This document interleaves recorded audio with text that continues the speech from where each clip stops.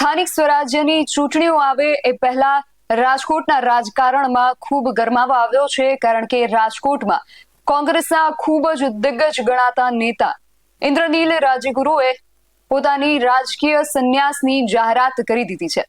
શું છે સમગ્ર વિગત જાણીએ અહેવાલમાં.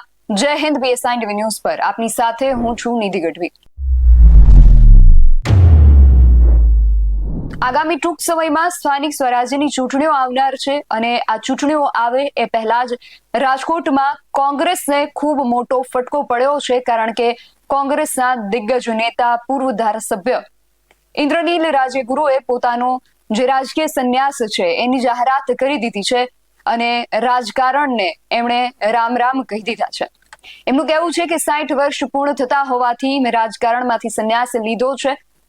60 વર્ષ પૂર્ણ થવામાં હવે માત્ર 4 મહિના જ બાકી રહ્યા છે. એ પહેલા જ ઇન્દ્રનીલ રાજ્યગુરુએ રાજકીય સંન્યાસની આ જાહેરાત કરી દીધી છે અને મહાનગરપાલિકાની ચૂંટણી પૂર્વે ઇન્દ્રનીલ રાજ્યગુરુના આ રાજકીય સંન્યાસથી અનેક તર્ક વિતર્કો સર્જાયા છે. અમે આ બાબતને લઈને જ્યારે કોંગ્રેસના રાજકોટના આગેવાન મહેશભાઈ રાજપૂત સાથે વાત કરી ત્યારે તેમણે આ વિષયને લઈને શું કહ્યું એ સાંભળીએ. મહેશભાઈ, ઇન્દ્રનીલ રાજ્યગુરુના રાજીનામાના સમાચાર સામે આવી રહ્યા છે. સૌથી પહેલા તો તમારી પાસેથી આ સમાચાર શું છે ને શું કારણોસર આ સમાચાર મળી રહ્યા છે તેની વિગત જાણવી છે. વ્યક્તિગત માણસ બે વસ્તુ હોય, કાં પોલિટિકલી રાજીનામું આપે અને કાં પોતે પોતાના વ્યવસાયમાં હતા કુટુંબિકના હિસાબે અથવા પોતાના મનથી પોલિટિકલી રાજકારણમાંથી નિવૃત્તિ લેવા માંગતા હોય તો રાજીનામું આપી શકે. પણ હું બેન પરિસ્થિતિના સંજોગોએ મને બાબતથી બહુ લાંબુ ઊંડાણપૂર્વક એટલે ખબર નથી કે એક તો હું આજ રાજકોટમાં નથી, હું પ્રાચી અમારા કારડીયા રાજપૂત સમાજના સમૂહ લગ્નમાં હતો અને હજી ત્યાંથી નીકળીને સોમનાથ દાદાને દર્શન કરવા જાઉં છું. પણ એને શા માટે કયા કારણોસર રાજીનામું આપ્યું છે એ તો ઇન્દ્રનીલભાઈ જ કહી શકે, હું કેમ કહી શકું. જી. અને બીજો એ પ્રશ્ન કે આગામી ટૂંક સમયમાં જ મહાનગરપાલિકાની ચૂંટણીઓ આવનાર છે, તો આ ચૂંટણીઓ પહેલા એમની આ રાજકીય નિવૃત્તિ કેવી અસર કરશે કોંગ્રેસ પક્ષને, ખાસ કરીને રાજકોટની અંદર?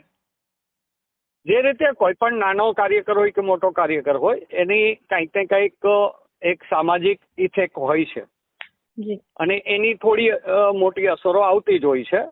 પણ કયા કારણસર રાજીનામું આપ્યું કે કયા કારણસર એ નિવૃત્તિ રહે છે એના ઉપરથી લોકો ઉપર અસર પડતી હોય છે.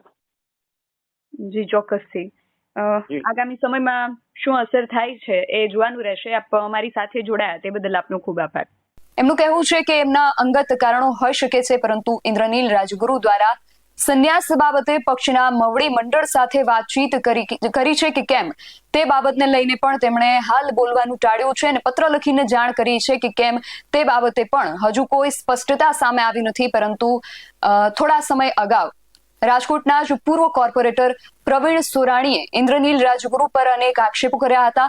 એમણે કહ્યું હતું કે ઇન્દ્રનીલ રાજ્યગુરુ રાજકોટની અંદર પોતાની મનમાની કરે છે. રાજકોટમાં કોંગ્રેસનું જે કાર્યાલય છે તેને લઈને પણ તેમણે ગંભીર આક્ષેપો ઇન્દ્રનીલ રાજ્યગુરુ પર કર્યા હતા. જો કે આ તમામ આક્ષેપોને કોંગ્રેસના જે રાજકોટ જિલ્લાના જે પ્રમુખ છે એમના દ્વારા નકારી કાઢવામાં આવ્યા હતા. પરંતુ પ્રવીણ સોરાણી દ્વારા આ જે આક્ષેપો કરવામાં આવ્યા હતા એના ટૂંક સમય બાદ જ ઇન્દ્રનીલ રાજ્યગુરુ દ્વારા આ રાજકીય સંન્યાસની જાહેરાતે અનેક તર્ક વિતર્કો સર્જ્યા છે. તમારું આ સમગ્ર વિષયને લઈને શું માનવું છે અમને કમેન્ટ કરીને ચોક્કસથી જણાવજો. આવા જ વધુ અહેવાલો સાથે મળતા રહીશું. તમે અમારી YouTube ચેનલને સબસ્ક્રાઇબ કરવાનું અને અમને Facebook અને Instagram પર ફોલો કરવાનું ભૂલશો નહીં. બાકી નવી અપડેટ્સ માટે આપ જોતા રહો BSI TV ન્યૂઝ. નમસ્કાર.